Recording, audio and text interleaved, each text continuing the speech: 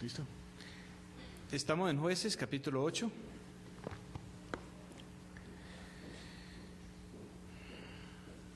Les invito a apagar los celulares si los tienen prendidos.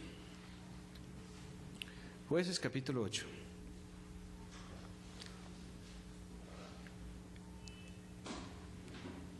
En el capítulo 7 es cuando los 300 valientes de Gedeón inician la derrota del enemigo, y el enemigo ya está huyendo. Y así comienza el Jueces 8. Y los de Efraín le dijeron: ¿qué es esto que has hecho con nosotros, no llamándonos cuando ibas a la guerra contra Madián? Y le reconvinieron fuertemente. A los cuales él respondió: ¿qué he hecho yo ahora como vosotros? ¿No es el rebusco de Efraín mejor que la vendimia de Abiezer?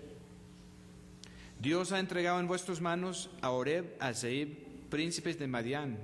¿Y qué pude yo hacer como vosotros? Entonces el enojo de ellos contra él se aplacó, luego que él habló esta palabra. Y vino Gedeón al Jordán para pasar él y los 300 hombres que traía consigo, cansados del alcance. El enemigo se puso a matarse entre ellos mismos. Los de Efraín habían bajado y habían cogido y matado 2 príncipes del enemigo, pero los 2 reyes principales iban huyendo adelante, y todavía era noche, y Gedeón iba persiguiéndolos con 300 hombres. No se saben cuántos 10,000 de enemigos quedaban. Y vino Gedeón al Jordán para pasar, él y los 300 hombres que traía consigo, cansados del alcance. Y dijo a los de Sucot: yo os ruego que deis a la gente que me sigue algunos bocados de pan, porque están cansados, para que yo persiga a Seba y a Salmuna, reyes de Madián. Y los principales de Sucot respondieron: ¿está ya la mano de Seba y Salmuna en tu mano, para que demos pan a tu ejército? Gedeón dijo: pues cuando el Señor hubiere entregado en mi mano a Seba y a Salmuna, yo trillaré vuestra carne con espinas y abrojos del desierto. Sucot quiere decir tabernáculos. Entonces, estas personas de Sucot eran unas personas que se sentían superiores en cuanto a su revelación. ¿Qué puede hacer este Gedeón de noche y en medio de toda la confusión? Ellos no vieron a los reyes enemigos en manos de él, y eran de los que querían ver por dónde soplaba el viento. Hay personas que siguen al Señor cuando no conviene seguir al Señor. Y hay otros que quieren seguir al Señor cuando ellos deciden que ya conviene. En muchas labores que yo he hecho en el campo, entonces llego a alguna parte, alguna vereda, y hay unos pocos que cuando no conviene ser amigo mío, son amigo mío. Y hay otros que cuando piensan que pueden apretar al gringo, que pueden poner el gringo a funcionar, pero ellos no quieren, no entienden por qué estoy ahí. Y ellos están ahí tratando de aprovechar, y no se dan cuenta de cómo son las cosas. No se dan cuenta de que cuando el Señor envía a alguien y lo reciben, es lo mismo que recibir al Señor. Pero cuando lo rechazan o cuando lo embolatan, es lo mismo que hacer eso también al Señor. Entonces hay un momento cuando las cosas no están en la mano, cuando la victoria parece ser muy lejano, cuando parece que lo que vamos a hacer no se va a lograr. Y solamente los que pueden ver por la fe y tienen la corazonada. Muchos que me han ayudado en esas circunstancias y les han preguntado, ¿y por qué ayuda a Martín? ¿Usted es evangélico? ¿Usted es cristiano? No. Entonces, ¿por qué lo están ayudando? Porque sentimos de corazón que es lo que hay que hacer. Contestan.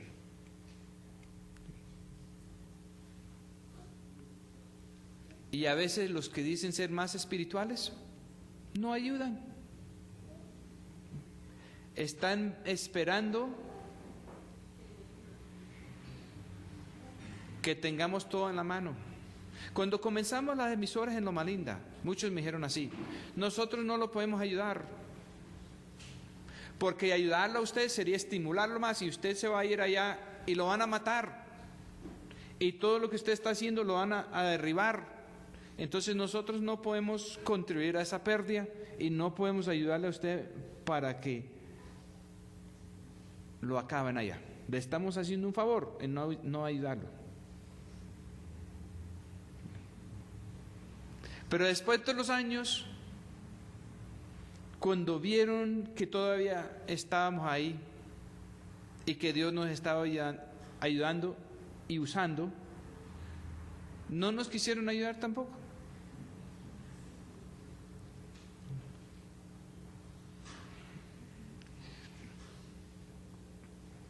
Otros decían, no siguen el ejemplo de Martín. Es posible que lo van a acabar por allá. Y si no lo acaban es porque él tiene una gracia especial de Dios, pero si siguen a Martín, algo malo les va a pasar. Y ahora hay muchos, somos muchos, y no nos ha pasado nada a ninguno. Pero los que han hablado así, todavía no.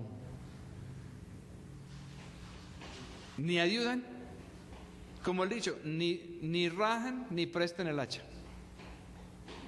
De ninguna manera.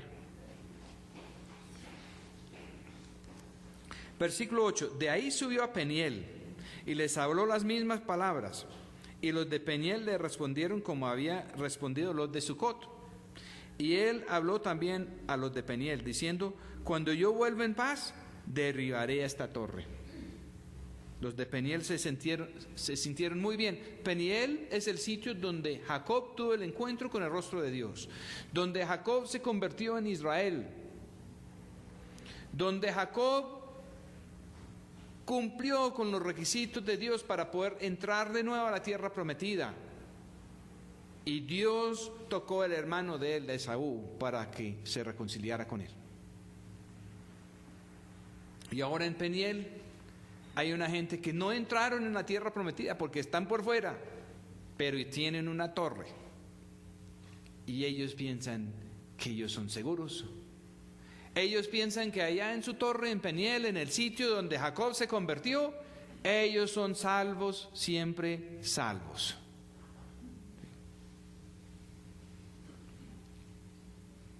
Y no quisieron ayudar a Gedeón en el momento cuando él necesitaba la ayuda. Hay muchos que pueden decir que van a ayudar en el momento que ya no se necesita la ayuda de ellos. Pero en el momento preciso es muy importante brindar la ayuda. Muchas de las amistades que tenemos nosotros es porque llegamos en un momento preciso y pudimos hacer algo preciso en ese instante que no se hubiera podido hacer en otro tiempo. Uno encuentra a alguien desangrando, muriendo, y si no lo ayuda en ese momento, ¿para qué sirve una ayuda después? Entonces, los de Peniel tampoco. Y Gedeón dijo, mire, ¿están confiando en esa torre? Cuando yo vuelva en paz, lo primero que voy a hacer es derribar esa torre. ¿Qué dijo el Señor Jesús? Que cuando Él volviera y encontrara en lo de Él personas maltratando a los otros, borrachos, y haciendo lo que no es en su nombre. ¿Qué dijo? ¿Que les iba a regañar? No, él dijo, los va a destruir y poner otros.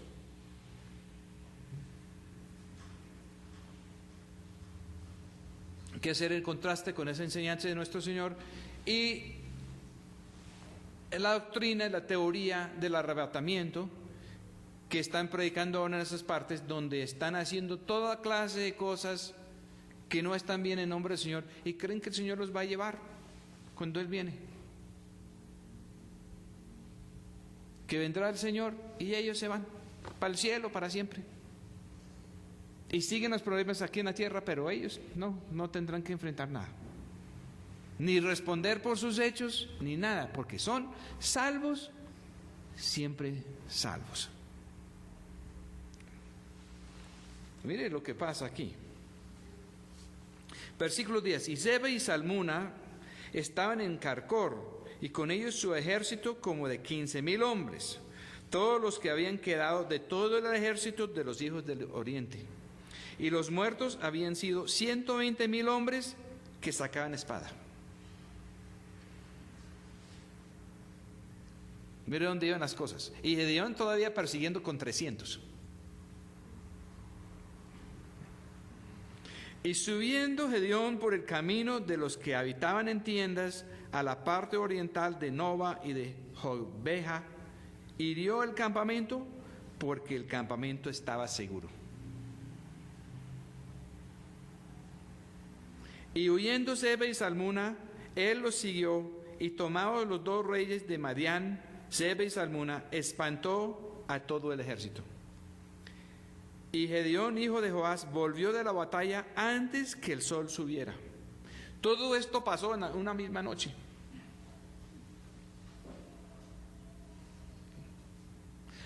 ¿Cómo vendrá el Señor Jesús? Como ladrón en la noche.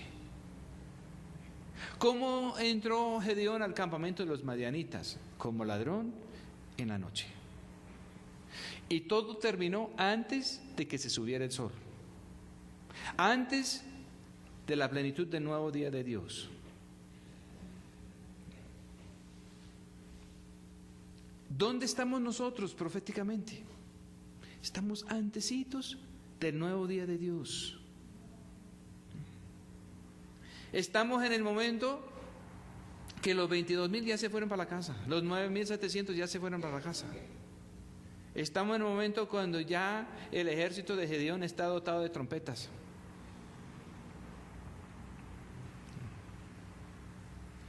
Y tomó a un joven de los de Sucot, y preguntándole, él le dio por escrito los principales de Sucot y sus ancianos, 77 varones. Parece ser un número muy piadoso, ¿cierto?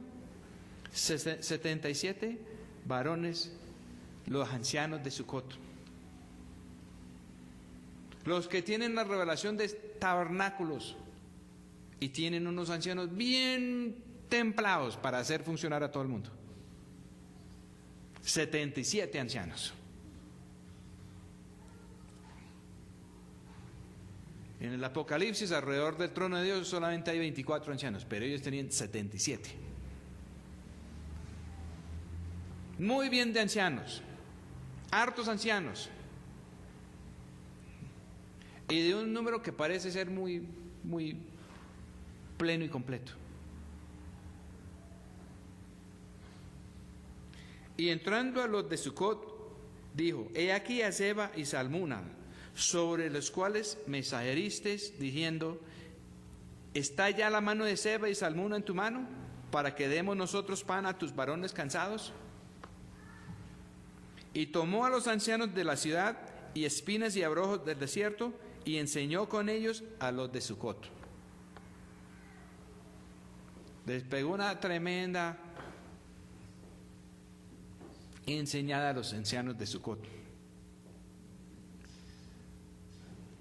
Pero mire lo que pasa a los de Peniel. Sucot queda por dentro de los linderos de la tierra prometida.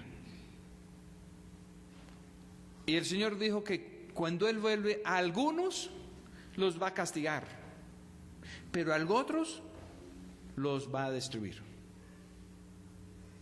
según el caso.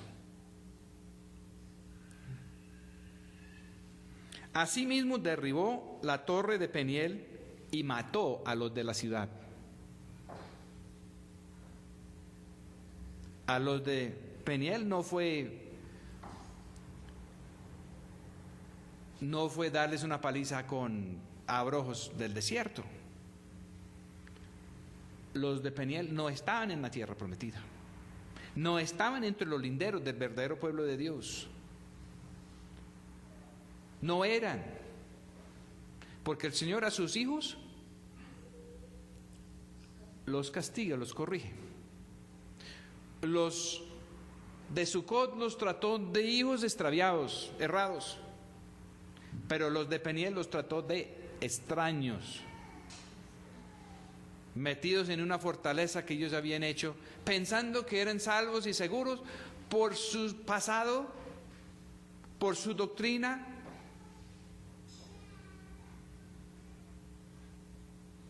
Y no los dejó ni siquiera vivos. Muchas de estas personas que creen en esta seguridad falsa, que creen en estas doctrinas falsas, la venida del Señor no los va a salvar. La venida del Señor los va a destruir. Cuando el Señor llega,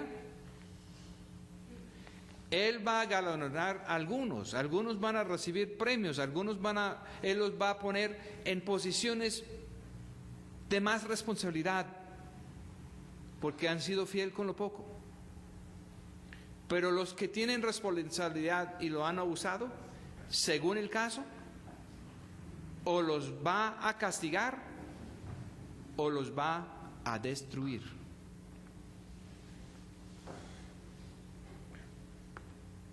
Luego dijo a Seba y a Salmuna: ¿qué manera de hombres tenían aquellos que mataste en Tabor? Y ellos respondieron: como tú, tales eran aquellos, ni más ni menos, que parecían hijos de rey. Y él dijo: mis hermanos eran hijos de mi madre. Vive el Señor, que si los hubieras guardado en vida, yo no os mataría. La palabra redentor, que se aplicaba al varón responsable en cada familia. Si tenía familiares secuestrados o esclavizados, o si se había perdido las tierras, el redentor era el responsable en redimirlos, volverlos a comprar. Pero si habían matado a alguien en la familia, el redentor tenía la responsabilidad bajo la ley de matar a los asesinos. Y la misma palabra redentor también se traduce en la ley vengador, vengador de la sangre. Y el Señor es nuestro redentor, pero también es el vengador. Y aquí dice que si hubieran mantenido vivos a esos hermanos, Él no los mataría. Pero como mataron a sus hermanos, los va a matar.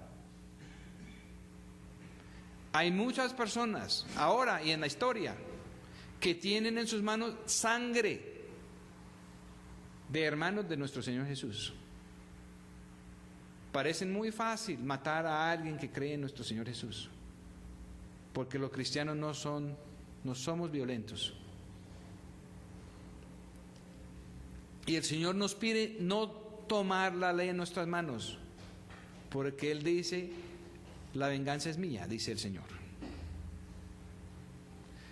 Pero la venganza y la redención van de la mano, y el Señor hace ambas cosas. Y cuando el Señor viene, cuando Él vuelve, Él no va a dejar vivos a los que han estado matando a sus hermanos. Y dijo a Jeter, su primogénito: levántate y mátalos. Mas el joven no envainó su espada, porque tenía temor, que aún era muchacho.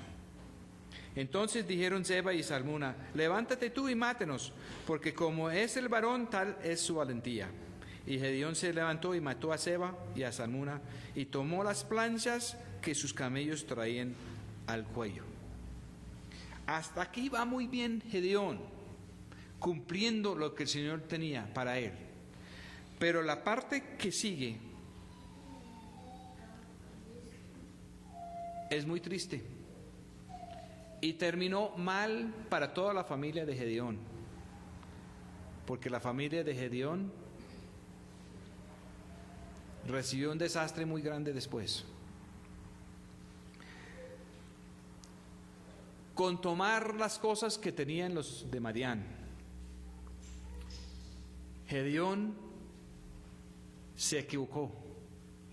Y esa equivocación Dios no se lo cobró en su vida. Lo mismo que la equivocación de Salomón, Dios no se lo cobró en su vida. Pero tuvo consecuencias muy graves en el futuro.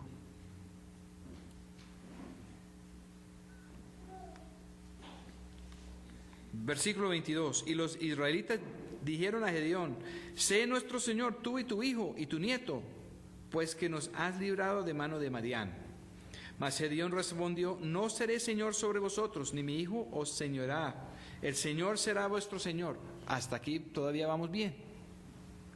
Y les dijo Gedeón: deseo haceros una petición. Como él vio que tenía vara,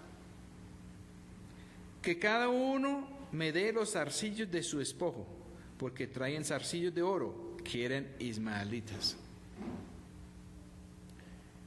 Eran hijos de Abraham, ¿sí? Pero no eran los hijos de la promesa, pero eran hijos de Abraham, todos ellos, unidos con Amalek y con todos los del oriente, dice.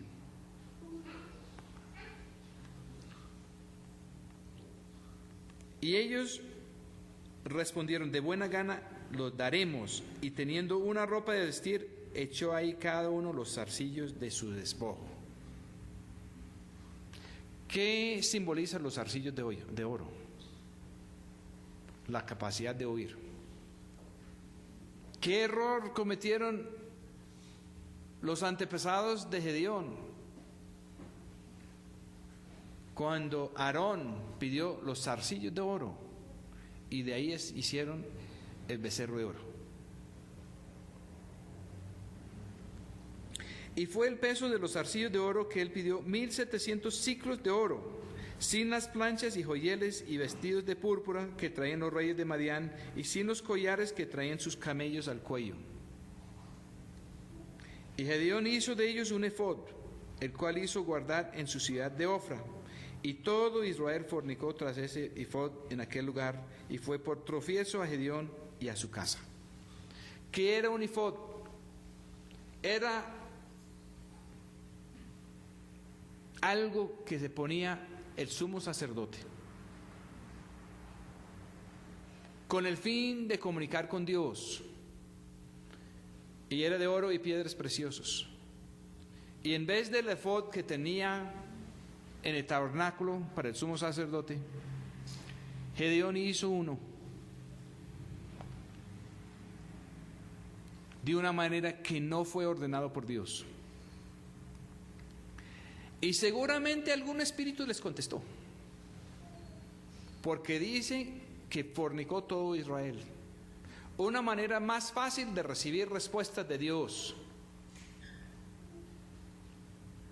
sin ir al tabernáculo, sin ir a entregar a Dios el pecado para que lo matara sobre su altar, sin entregar la culpa, sin hacer el holocausto de ser sacrificios vivos para el Señor, sin entregar la obra de sus manos. Podrían ir fácil al nuevo efod. En muchas partes, aún después de ganar grandes batallas a nombre de Dios, aún después de grandes avivamientos, aún después de que el Señor ha derrotado muchos enemigos, después de que el Señor se ha convertido en multitudes y multitudes de personas. Después de tener un líder muy ungido de Dios. Y muchos han terminado haciendo un ídolo. O cuando la persona muere, hacen de esa persona un ídolo.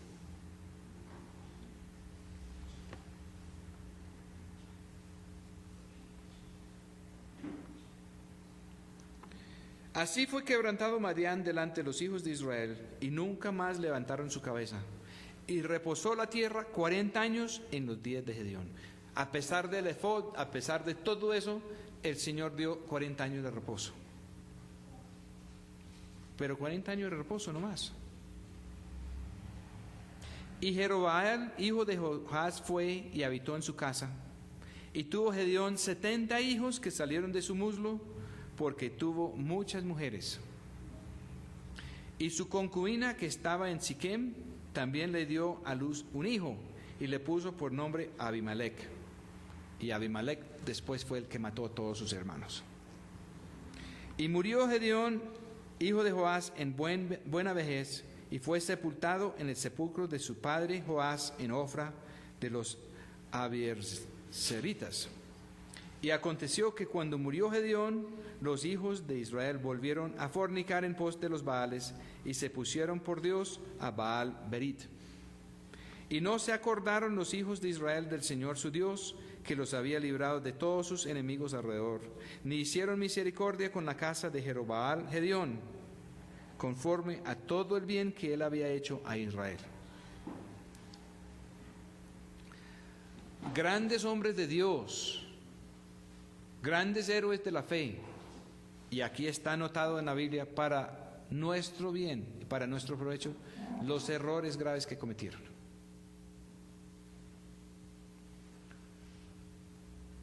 Gedeón pudo seguir fiel al Señor por toda la batalla,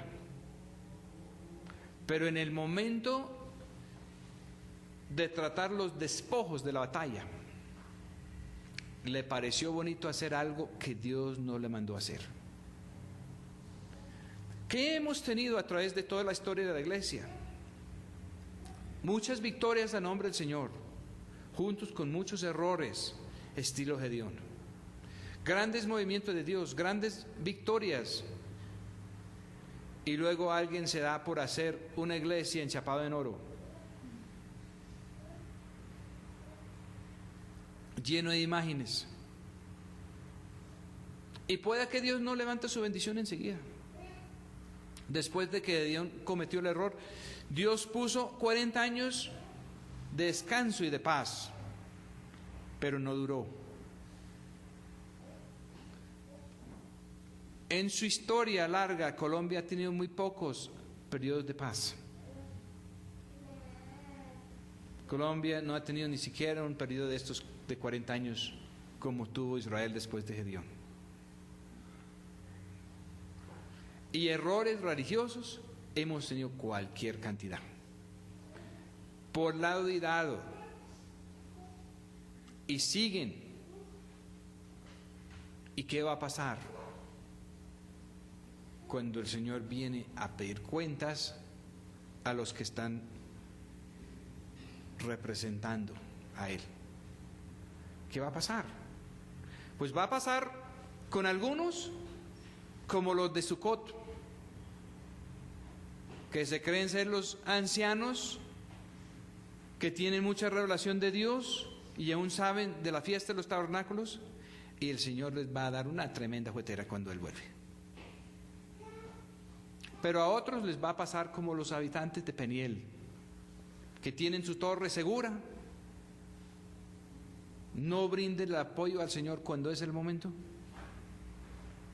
y después toda su seguridad es derribado, y el Señor acaba con todos los habitantes de esa ciudad. ¿Por qué? Porque están diciendo que son del Señor, están diciendo que están convertidos, están diciendo que tienen un encuentro con el Señor, y todo es falso y están por fuera de los linderos del Señor.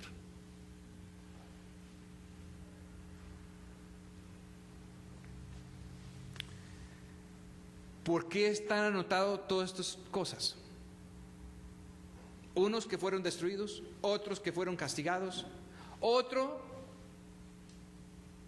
que obedeció y cometió unos errores al final y logró 40 años de paz.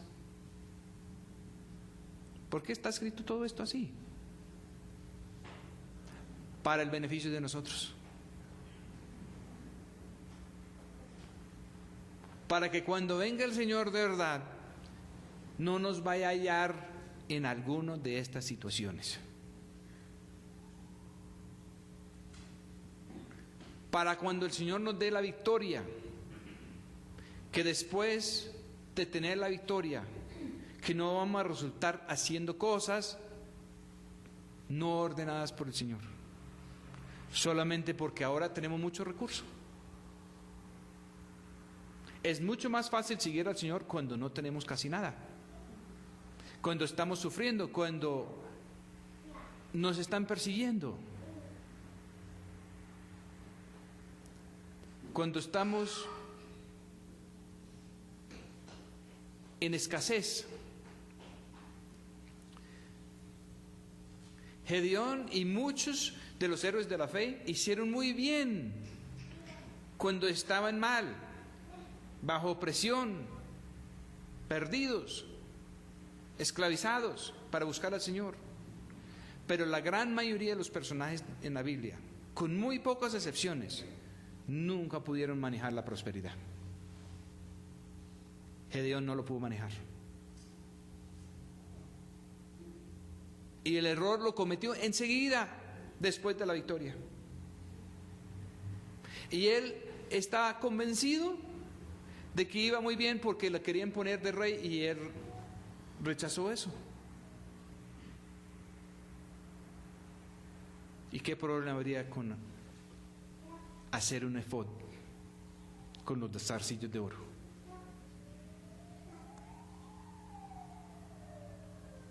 Es increíble la capacidad del hombre de inventar planes, de entregar su capacidad personal de escuchar de Dios por hacer algo que reúne y que organiza a todo el mundo.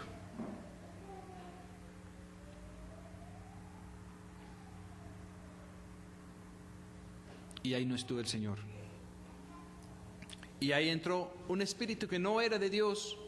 Y después de la muerte de Gedeón, entonces todo Israel abiertamente volvió a los Baales. Y toda la lección de Gedeón era que el Señor lo llamó a derribar el bosque de los Baales, a sacrificar los toros sagrados, a volver a Israel al verdadero culto a Dios. Y todo dio una vuelta. Y las iglesias cristianas, donde dicen al comienzo que la amistad con el mundo es malo, etcétera, etcétera, pero después terminan promoviendo la prosperidad de las cosas de este mundo a nombre de Dios. Y vuelve y juega y mete el enemigo, el diablo se mete disfrazado de ángel de luz. Pero eso no sigue así. Después terminan adorando al diablo porque es el diablo. La generación que sigue a todas estas personas de estas iglesias de la prosperidad termina otra vez abiertamente en el mundo, haciendo las cosas a la manera del mundo. Y no hay ningún cambio duradero y verdadero.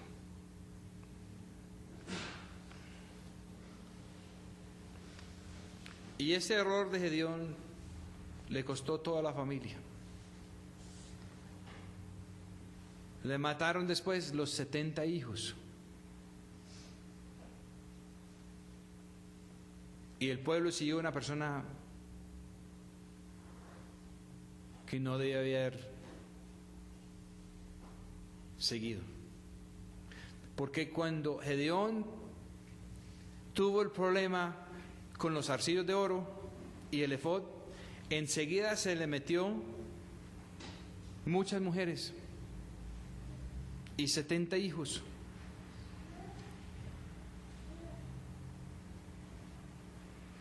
¿Cuál fue uno de los problemas de Salomón? Muchas mujeres. ¿Qué es lo que dice la ley de Dios en el libro del Deuteronomio? Que el rey de Israel no debe ir detrás de muchas mujeres. ¿Qué es lo que tenemos en la iglesia hoy en día? Sabiendo que las mujeres simbolizan congregaciones, grupos, denominaciones. Tenemos muchas mujeres.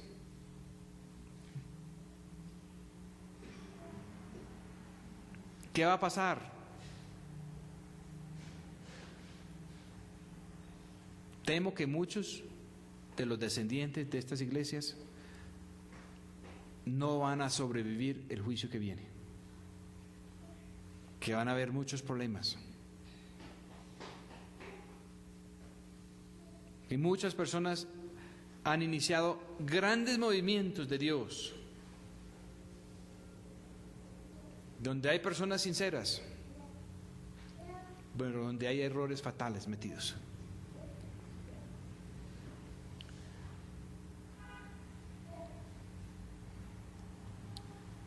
Hablando de nuestro tiempo, el Señor en Mateo capítulo 25 dice que en este tiempo el reino de Dios será como 10 vírgenes que están esperando la llegada del novio al matrimonio. Y 5 eran prudentes y 5 eran necias. Y todos tenían lámparas encendidas. Y todos durmieron.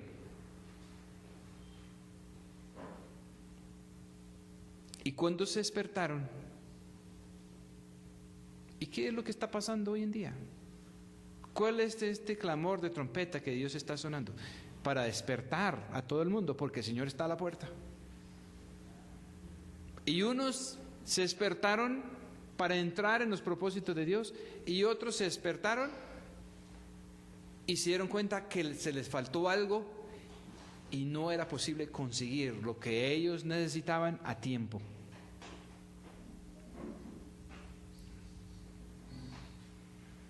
Y siempre nos han enseñado que estas vírgenes son individuos, y yo creo que tienen aplicación al individuo, pero pueden ser grupos enteros.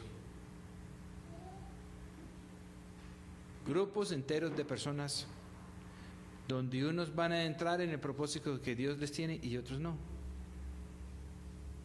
Unos van a despertar y saber que están vinculados con el Señor, y otros se van a despertar a saber que los dones y la revelación y la unción que ellos tenían está desvaneciendo y sus lámparas están apagando y no están conectados a la fuente, y toda la presencia de Dios entre ellos se va a apagar.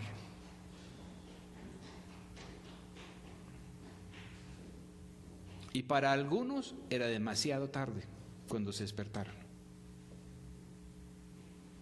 ¿Cómo va a ser? Cada individuo, cada grupo. El juicio de Dios no solo va por individuos, va por grupos, va por familias, va por ciudades, va por naciones enteras en la Biblia. ¿Qué va a pasar?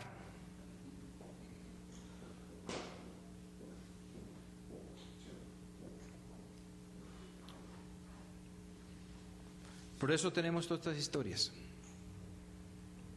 Y si nosotros podemos aprender de los errores de otros, no tenemos que cometer los mismos errores. ¿Por qué está el Antiguo Testamento? Para que nosotros podamos leer, dice el Nuevo Testamento, y aprender.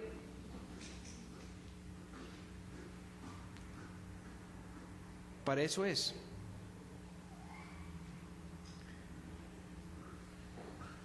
Vamos a orar.